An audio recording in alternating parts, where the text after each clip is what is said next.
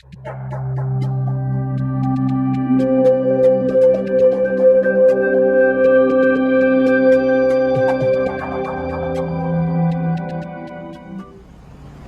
Lord be with you. A reading from the Holy Gospel according to St. Luke. Jesus said to his disciples, "When you see Jerusalem surrounded by armies, know that its desolation is at hand. Then those in Judea must flee to the mountains. Let those within the city escape from it, and let those in the countryside not enter the city. For these days are the time of punishment, when all the scriptures are fulfilled. Woe to pregnant women and nursing mothers in those days, for a terrible calamity will come upon the earth, and a wrathful judgment upon this people. They will fall by the edge of the sword and be taken as captives to all the Gentiles. And Jerusalem will be trampled underfoot by the Gentiles until the times of the Gentiles are fulfilled. There will be signs in the sun, the moon, and the stars, and on earth nations will be in dismay, perplexed by the roaring of the sea and the waves. People will die of fright in anticipation of what is coming upon the world.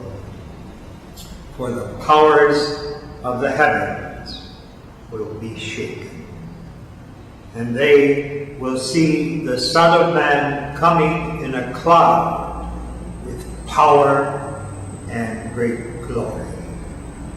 For when these signs begin to happen, stand erect and raise your heads, because your redemption is at hand." This is the good news of our salvation. Jesus was prophesying here of future disasters in the world. And one of the fulfillments of his prophecy was witnessed by St. Luke in the whole of the empire, actually, in the destruction of Jerusalem by the Roman legions. The reason they were destroying Jerusalem, they were putting down a rebellion by the radical Jews against the empire, which began in the year 66. It culminated in the fall of the promontory Masada in the year 73. But 3 years before the fall of Masada, the great stronghold in the desert, was the destruction of Jerusalem in the year 70. The Romans had surrounded the city, and anyone who tried to escape would be crucified. Finally, they broke through the fortifications, plundered the city, and destroyed the temple, the great monument to King Herod the Great. And it has never been rebuilt. This happened before St. Luke wrote his gospel. So he was aware of this. But in our own day, we have many tragedies. There are mines that are exploded, then there are earthquakes, there are epidemics, there are typhoons that destroy cities, towns, countryside. This is all part of our experience. There are wars that go on between nations, even into the 21st century.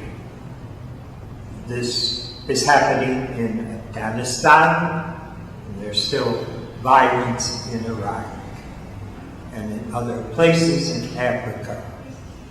But what we are trying to understand as we end the liturgical year and face the problem of these evils, either coming from nature or coming from misrule, violence, evil, hatred, misery, is the problems that we personally face in our lives, in our families, and in our own community commitment, such as our own careers.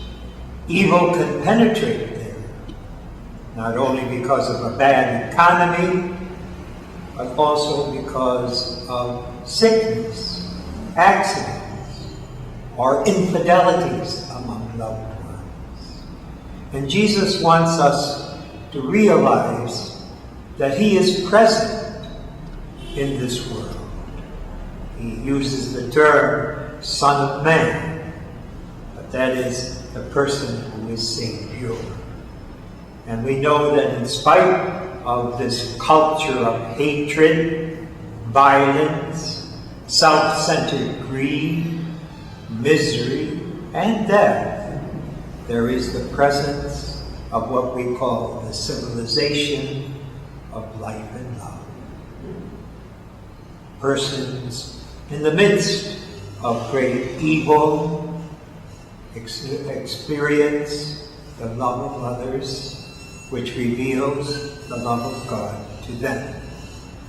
So as we live in this world, which has these evils, these disasters, these terrible afflictions, at the same time, we as Christians realize that we are not alone, that God is still searching for us in his Son, Jesus. Jesus, therefore, is present, really present in our lives, if we have the gift of faith and allow him to be our personal Savior. And this is being prepared for in the liturgical year by the season of Advent, which will culminate in the great feast of Jesus coming into our midst on Christmas.